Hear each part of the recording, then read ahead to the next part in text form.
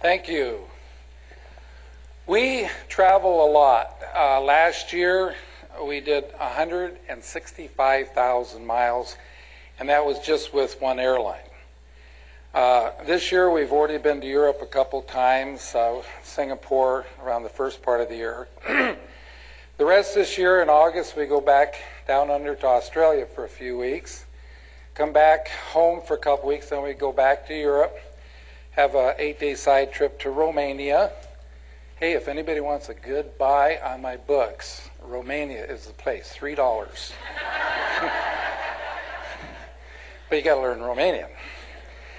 And so we'll be all over Europe, and then we come home, and then in November we go to Asia. We do have a couple other events for your company in South Carolina, and in North Carolina, Iowa, and near Temecula, Marietta. So anyway, we're having a lot of fun, but anyway, let me give you an idea of what is going to happen today. We started with a company 9 years ago, and nobody asked us what this company is because we don't talk about it. And we started with 4 people, and today we have now over 170,000 people in our downline. Last month, this organization grew by over 4,000 new members, and 98% of all of the new people and all of these people came from the original 4. Now, when you look at that, does that answer the question, do you need to sponsor a lot of people to build a large organization? Well, see, obviously you don't.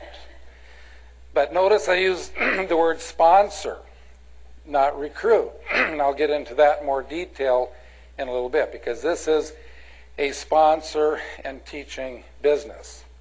Now, how were we able to build such a large organization like this? Okay, and we don't really work that hard either. You know, this is more about working smart than working hard.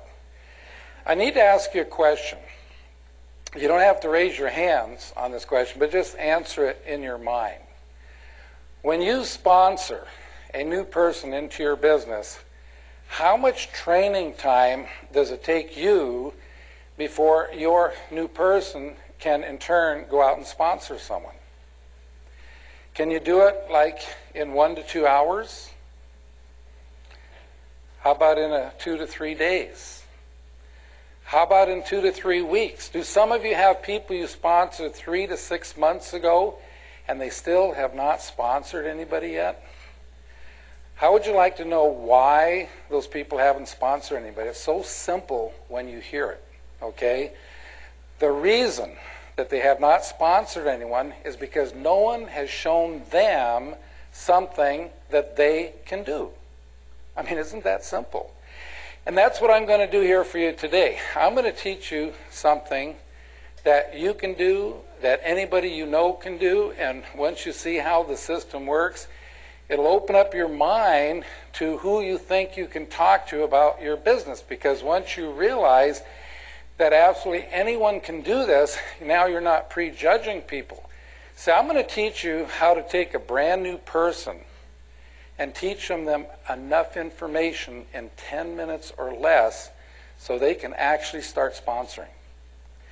Not only will you be able to do this in 10 minutes or less, you're going to be able to do this without them having to know virtually anything. Now, that's a hard one to swallow, but as I take you through the simple 3-step system, you're going to say, gee, you know, you really don't have to know anything to get started. Now, folks, when I say get started, a person is not started in their business until they have sponsored that first person. And the quicker you can get a new person to sponsor someone, the better chances that that person's going to make it and they're going to stay around. So you'll say, gosh, you really don't have to know anything to do this.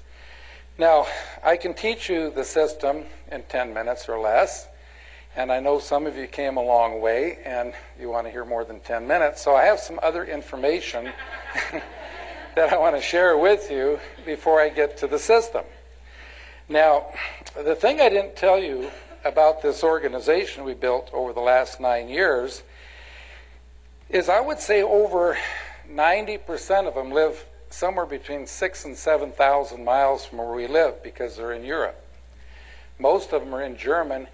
They don't even read, speak, or understand English. So people, they say, well, how did you do this? How did you motivate them? And I say, we really don't motivate them per se. What we do is we teach the leaders what we call self-motivators. Now, what is a self-motivator? A self-motivator is something that when you are doing it, it's motivating yourself. So all we did was we taught the 4 people the self-motivators, and then they taught their people, and they taught their people, et cetera, et cetera, et cetera. So everybody keeps motivated because as you do these things, it keeps yourself all fired up. So what I want to do is I want to teach you one of these self-motivators. In fact, a lot of people ask me all the time, what do you do at sizzle sessions?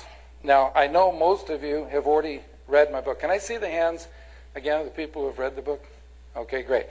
So napkin presentation number 8 is about sizzle sessions, getting together with 1 or more people, usually in a restaurant, to share ideas about your business. Well, beyond sharing ideas, this is a great place to share a self-motivator. And this one I'm going to teach you will do several things for you. First of all, it will make you feel like everybody you know should be in this industry. Absolutely everyone. And it'll give you a whole new look at what we call residual income. Now, I know most of you know what residual income is, and that's money that you receive long after you've done the work. Okay, but I'm going to give you a different way of looking at residual income. So here's how it goes. Let's say that you are living in the home of your choice and you have no mortgage payment. In other words, you own the home. You are driving the car of your choice and you have no car payment. You own the car. Your phone bills are current. Your credit cards are current. You have absolutely no bills whatsoever.